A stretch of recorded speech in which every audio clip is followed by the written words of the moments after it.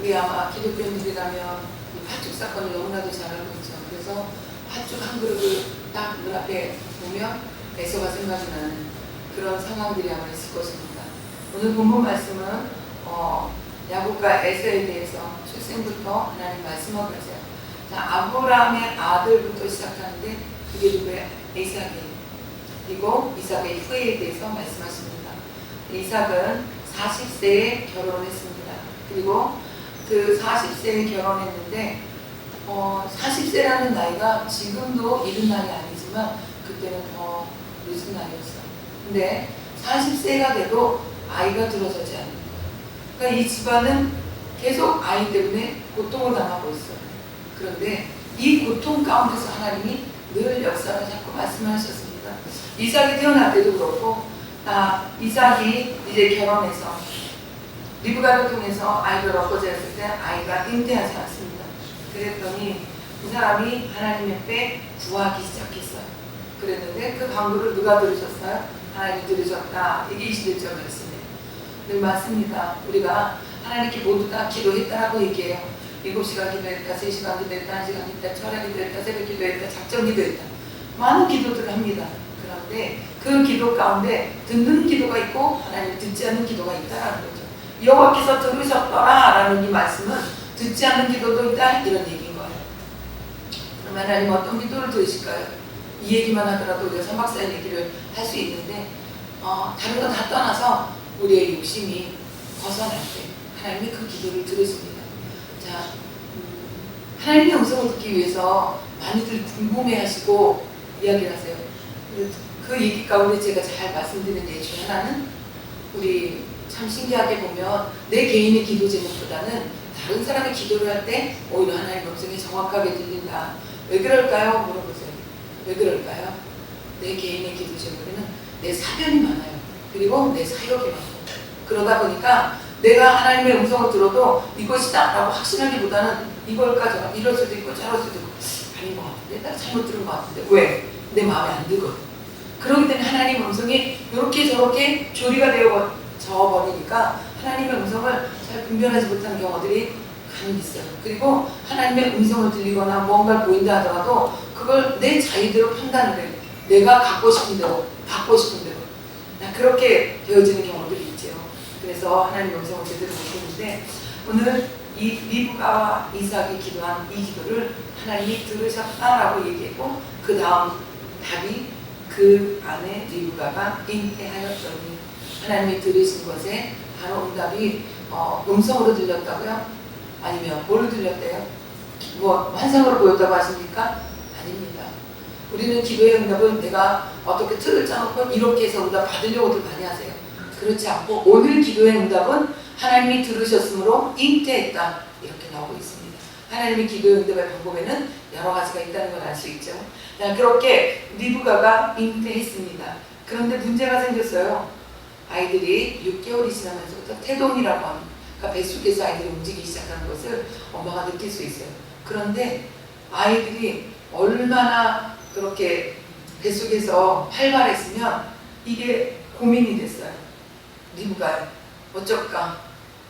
이 아이들이 뱃속에서 둘이 싸우니까 이 배가 이리밀리고 혼자 서 있을 때도 그래요. 혼자서 아이를 임신했을 때도 한 아이가 발로 푹 짜면 이쪽이 쑥 나왔다. 손으로 푹 밀으면 이쪽이 쑥 오른쪽이 나오고 뭐 이런 식으로. 그런데 두 아이가 그렇게 했다고 쳐보세요. 어떨까? 그러니까 이 엄마가 고민이 된 거예요. 리브가가. 그래서 하나님께 물었다고 합니다. 하나님 어떡할까? 이거 웬일일까요? 그랬더니 하나님이 말씀하신 게 그거예요. 두 국민이 내 태중에 있구나. 두 민족이 내 복중에서 나누이리라. 이 족속이 저 족속보다 강하겠고 큰 자는 어린 자를 섬기리라. 근데 이 말씀이 리브가에게 들리고 리브가의 마음에 대해서는 성경은 기록하지 않고 있습니다. 자, 이야기를 들은 엄마의 마음은 어땠을까요?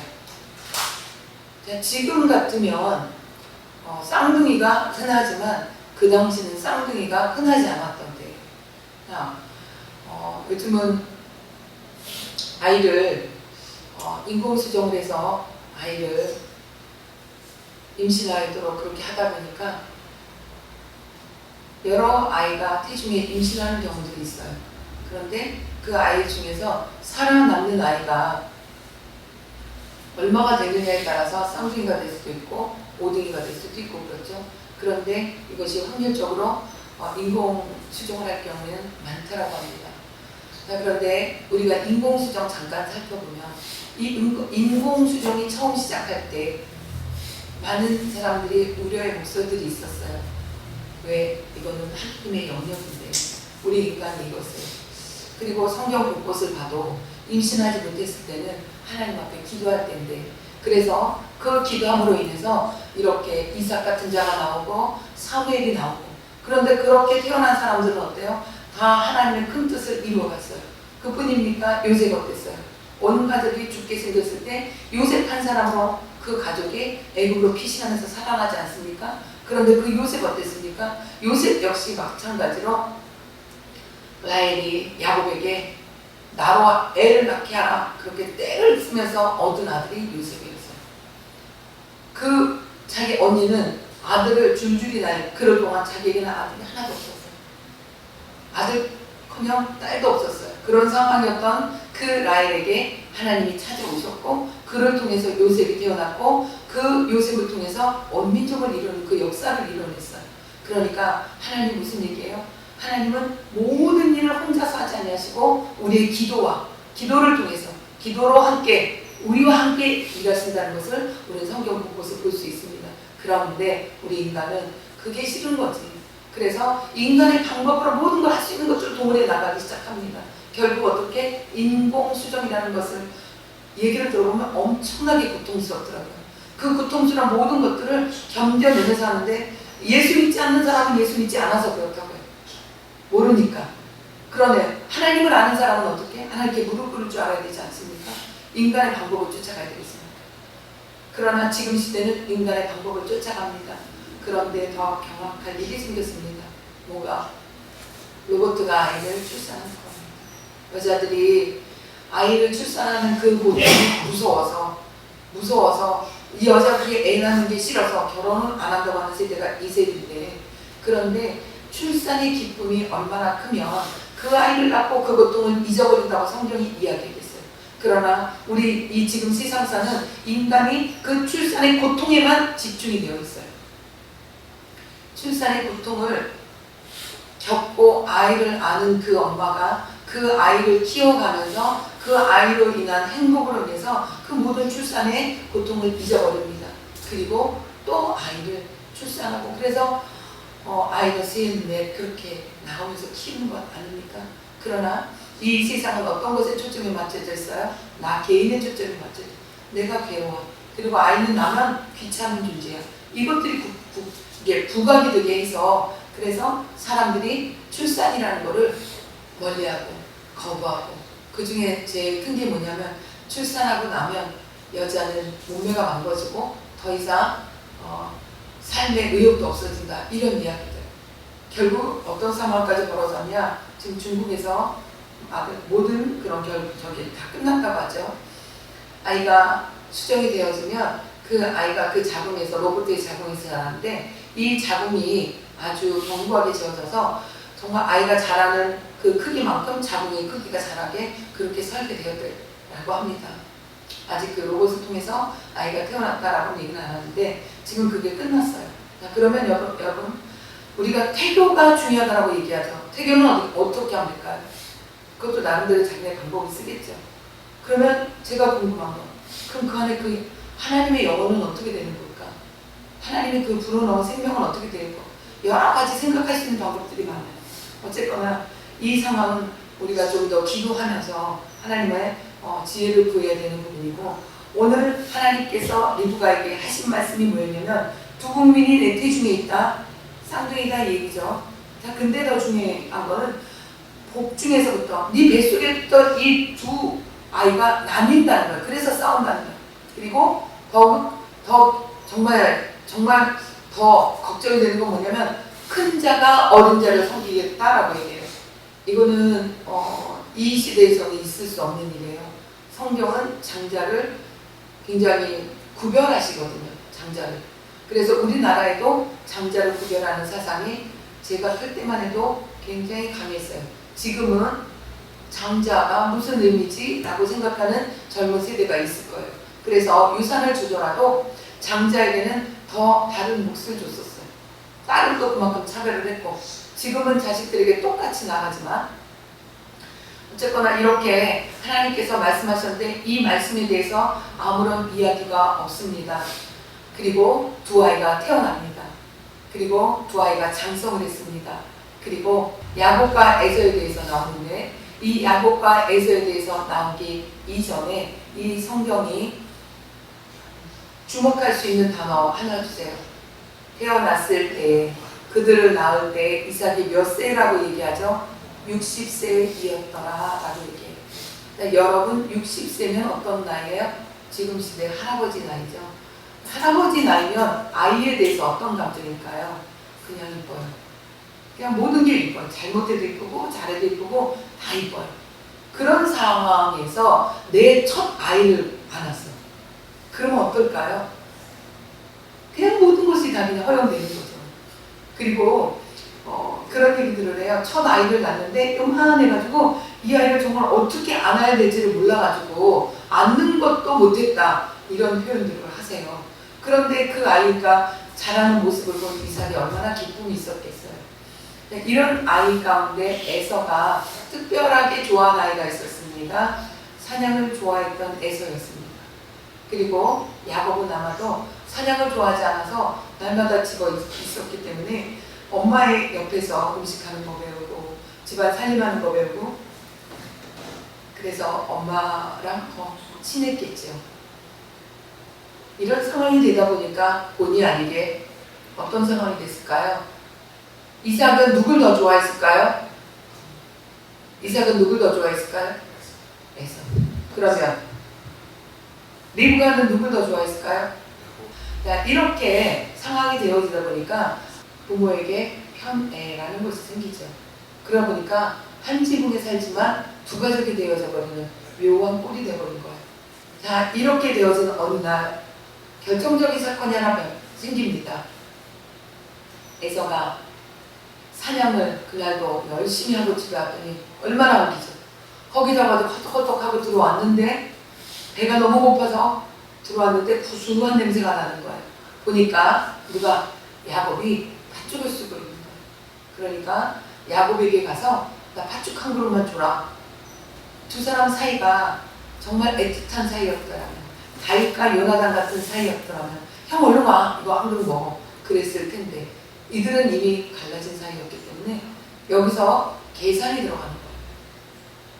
그리고 우리가 친구를 사귈 때도 계산이 들어가고 누군가 사람과의 관계 속에도 그 사람보다는 계산이 먼저 들어간다면 그거는 우리가 하나님 앞에서 정말 아름다운 관계라고는 볼 수 없고 그냥 이 땅에 서로 이루어져가는 구성원 정도의 관계, 이렇게 보시면 맞을 것 같습니다.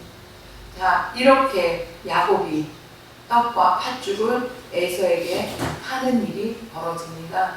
그러니까 에서가 뭐라 그래요? 아유, 내가 지금 배가 고파서 죽겠는데 그까짓 게 무슨 상관이 있어. 나한테 이렇게 얘기하죠. 장자의 명분이 내게 무엇이 유익하려 내가 죽게 되었는데. 그러니까 뭐가 더 중요하다는 거야?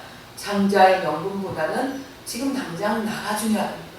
그러니까 하나님이 만들어 놓은 그 율례들보다는 내가 먼저 중요하다는 거야. 여러분은 삶의 우선순위를 어디에 두고 계십니까? 오늘 이 장자의 명분을 팔아버린 이 에서에 대해서 오늘 마지막 구절에 이렇게 얘기해요. 에서가 장자의 명분을 경홀히 여김이었더라. 경홀히 여긴 건 뭘 의미할까요? 경홀히 여겼다는 것은 하나님이 만들어 놓은 질서, 하나님이 만들어 놓은 율법이 귀찮다는 거예요. 그거보다 더 중요한 게 뭐야? 내 목숨, 나. 지금 이 세대가 그렇습니다. 지금 이 세대가 옆 사람보다는 나예요. 우리 자랄 때는 사탕이 한 개 있으면 거기서 꺼내서 못 먹었어요. 왜? 나 혼자 먹을 수가 없어서. 옆 사람이 마음에 상처를 받을까 봐. 그런데 요즘은 그렇지 않아요. 요즘은 하나 있으면 나 하나 먹는 거야. 그리고 두 개 있어도 너 먹어볼래 소리 안 하고 그냥 나만 먹는 거야. 그게 문화가 됐더라고요. 저는 굉장히 놀랐어요. 이건 뭐예요? 이 사회가 내가 중심이 되었고 그 중심을 넘어서 내가 우상이 되었다라는 것입니다. 이렇게 아주 작은 것에서부터 이렇게 하나하나 생각에 자리를 잡은 것들, 아이고 그걸 가지고 그래. 물론 그렇게 생각할 수도 있어요. 그러나 만약에 내 옆에 있는 자가 정말 먹고 싶다면 얘 정말 먹고 싶을 텐데 얘가 좀 먹고 싶을 수도 있어. 그렇다고 생각이 든다면 한 번쯤은 물어볼 수 있는 거야. 그러나 그 사람의 마음은 상관없어. 내가 먹고 싶고 나만 먹으면 되는 거죠. 그러니까 그냥 먹는 거야. 이거 하나님의 방법 아닙니다. 잘못된 거예요. 그런데 또 우리가 무언가를 권하잖아요. 그럼 요즘 세대는 정확하게 싫어. 나 안 먹어. 됐어. 이거 너무나 잘하더라고요. 근데 옛날에는 어땠냐면 먹기 싫어도 그거를 받는 경우가 있고 먹기 싫어도 그것을 그냥 먹어주는 경우가 있어요. 그리고 정말 먹기 싫다. 그러면 너무 죄송한 좀 아까 먹었어요. 라든가 어떤 다른 이야기를 둘러대요. 이것이 옳다라고 얘기하는 게 아니고 이렇게 얘기하는 사람의 심령에 뭐가 있다는 거야? 그 사람이 거절감을 느낄까 봐. 그 사람이 상처를 받을까 봐. 이렇게 우리 사회에는 미덕이 있었습니다. 그런데 지금 이 세대는 미덕이 없고 그게 당연한 게 되었어요.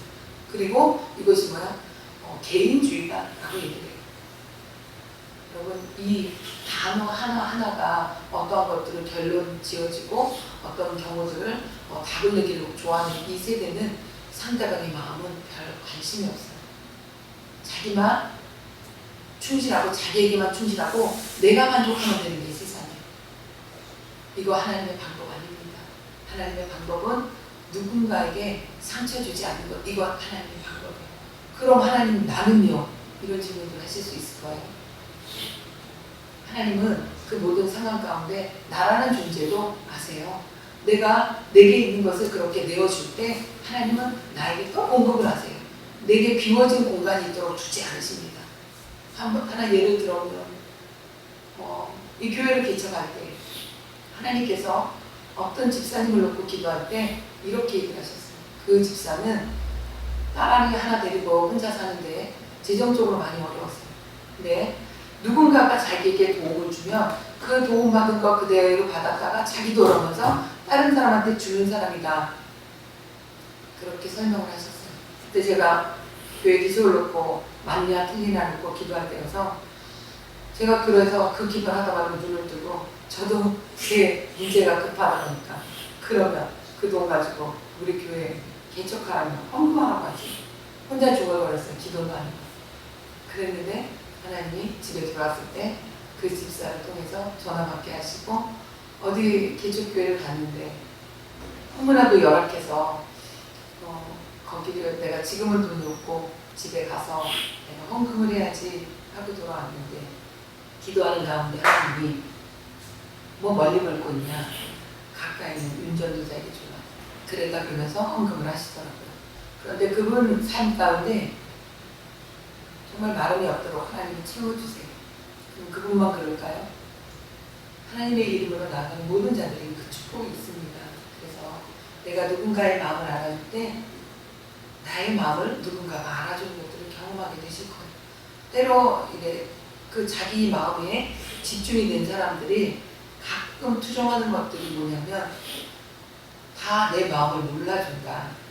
나는 혼자다. 이런 얘기들을 많이 해요. 왜 그럴까요? 영적으로 보면 자업자들이 내가 누군가의 마음을 알아주고 아주 작은 사탕 하나에 신경 안 쓰고 그런 것들이 하나님이 내 마음을 단련하니까 어때요? 나도 내가 그 마음을 알아야 돼요. 고통을 당해야 돼요. 그래서 하나님 그렇게 단련하시는 것들입니다. 자, 이렇게 오늘 야곱과 에서를 살펴보는데 그러면 오늘 장자의 명분을 경홀히하고 있던 에서는 하나님이 그렇게 말씀하세요. 그럼 야곱의 길은 형통했을까요? 야곱의 길은? 야곱은 자기가 살아왔던 모든 삶을 나중에 요셉의 손을 통해서 애굽에 들어갔을 때 애굽의 바로에게 그래요. 내 나이가 얼마 되지 않는다. 우리 조상들의 나이에 비해서. 그런데 내가 너무나 고생을 많이 해서 내가 이렇게 늙었다라는 표현들을 하고 있는 것을 볼 수 있어요. 왜 그런 삶을 야곱이 살았을까요? 어차피 야곱은 섬김을 받는 자였는데 뱃속에서부터 왜 그랬을까요? 야곱은요 형에게서부터 도망가야 되는 신세가 되어버립니다. 왜? 장자의 그 기도를 축복의 기도를 받고 그리고 노발대발하는 에서 이미 사실상 계산은 끝나는 거였는데 에서는 계산이 끝났음에도 불구하고 야곱의 행위를 받아들이지 않죠. 결국 리브가가 그래요. 내가 어떻게 두 아이를 한꺼번에 잃겠냐. 너 당분간 가라. 결국 당분간이 그의 일생의 꽤 큰 부분을 차지하고 집으로 돌아가지 못하는 그런 형편이 되어져 버렸죠. 부모도 없이 결혼하는 처지가 되고. 그렇게 된 야곱의 그 삶을 살펴보면 야곱이 어떤 삶을 살았냐. 팥죽 한 그릇을 동생이면서 그 형에게 팔아 넘긴 것처럼 이 야곱의 머리를 비상했던 것 같아요. 늘 언제나 생각이 많았던 것 같아요. 팥죽 한 그릇을 팔면서 장자의 명분을 사기까지 그렇게 열정적이었던 이 야곱에게 어미로부터 제안이 들어요. 야, 오늘 너희 아버지가 이렇게 에서에게 기부해 주겠다라고 하다가 너가 대신 들어가 받아라. 어머니 말도 안 돼. 나는 형처럼 통도 없고 그건 걱정하지 마라. 내가 한다. 아니 그랬다가 들키면 어떡해요? 너 모든 저주는 내가 받을게. 이렇게 하는 이 얘기를 들으면서 야곱의 마음에도 동함이 있었어요. 장자의 명분에 대한 그 뜨거운 마음들이. 결국 어떻게 해요? 어미랑 작당 모의를 해서 이 한 지붕 두 가족이 또 완전하게 두 가족으로 나뉘어지는 그 사건이 벌어지죠. 결국 기도 한번 받고 그는 더 이상 그 아비의 어미 얼굴을 못 보는 신세가 되어져 버립니다. 그리고 그가 도망쳐서 갓단 아람으로 와서 그 삼촌 집에서 살면서 결혼을 하고 이렇게 가정을 꾸려가는 과정 속에서 또 똑같은 사건이 벌어지죠. 자기도 속는 사건이 벌어져요. 라헬을 위해서 7년을 봉사를 했는데 라헬이 아닌 레아가 들어왔죠. 그리고 그 레아로 인해서 또 7년을 봉사하고 라헬을 얻고 또 맨날 그 어미가 태중의 두 아이가 싸우고 나서도 두 아이가 싸우는 것을 봤던 것처럼 야곱은 라헬을 통해서 레아를 통해서 두 여자가 싸우는 그 집안에서 그 어미의 고통을 느끼면서 그렇게 살아갔습니다. 여러분 왜 이런 일들이 벌어질까요? 리브가라고 하는 이 사람이 하나님의 음성을 들었을 때 이 하나님의 음성에 대해서 혼자 생각하기보다 하나님 그러면 내가 어떻게 하면 좋을까요? 앞으로 어떻게 할까요? 라고 물어봤다라고 하면 어쩌면 이들의 역사가 바뀌지 않았을까요? 하나님은 어차피 에서와 야곱 이 두 사람에게 하나님의 뜻이 이렇다라는 걸 보여주셨어요. 자 그러면 하나 여러분 물어볼게요. 우리 하나님이 이렇게 말씀하시고 계획하신 것들을 이루실까요? 이루지 않으실까요? 하나님은 이루어 나가십니다. 예레미야를 통해서 70년이라는 시간, 그 기한이 차면 이스라엘로 돌아가겠다라는 약속. 예레미야는 그 광경을 못 봐도 다니엘을 통해서 하나님 그 광경을 이뤄내셨잖아요.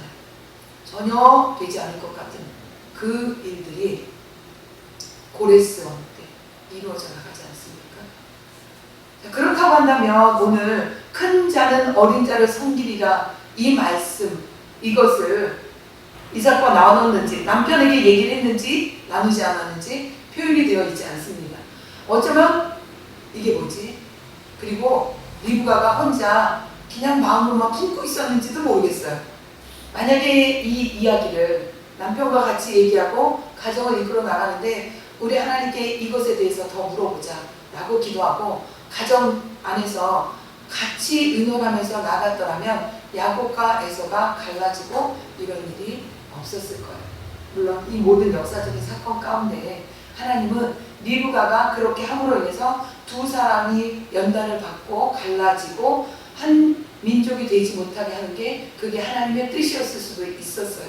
하지만 우리는 그 너머의 사건은 일단 지어놓고 우리가 하나님 앞에 신앙생활을 하며 나아갈 때 가정이라고 하는 것을 이끌어 나아갈 때 일단 중요한 건 남편과 아내가 하나가 되어 있는, 하나가 되지 않고 한 마음이 되지 않고 같은 주제를 갖고 같이 나누지 않고 서로 다른 생각의 주머니가 있다면 이 가정은 온전한 가정이 되어져 갈 수가 없습니다. 왜? 가르치는 방향에서도 틀릴 거고 결정하는 모든 사건 속에서도 틀리기 때문에. 그러면 어떻게 에서와 야곱이 엄마 편, 아빠 편으로 나눠지는 것처럼 나눠질 수밖에 없는 거예요. 그래서 오늘 이 말씀을 통해서 지금 이 세대는 가정이 해체되는 세대, 이것을 사단이 만들어내고 있는 세대, 이것이 우리의 현실점입니다. 그러면 우리 믿는 자들은 기도로 주변의 많은 사람들에게 맞서 싸워야 된다라고 이야기해요. 성평등이나 모든 것에 대해서. 그런데 여러분, 이거보다 더 중요한 게 있어요. 저들은, 쟤네들은 좀 특별해 라고 하는 것이 우리 가운데 있어야 되지 않습니까? 우리가 믿음으로 사는 모습이 보여지지 않으면서 우리가 저들에게 공격만 한다면, 공격에 대해서 수비만 한다면 우리는 늘 언제나 공격에 대해서 뺏기지 못해요. 그러나 우리가 하나님 앞에서 말씀 안에 살면서 하나님이 우리 삶 속에 개입해 있는 것, 함께 하시는 것, 임마누엘의 하나님, 이것이 우리 가운데 이루어져 나간다면 그들은 우리에게 관심을 가질 거예요. 왜 쟤네들은 저렇게 살 수 있지? 왜요?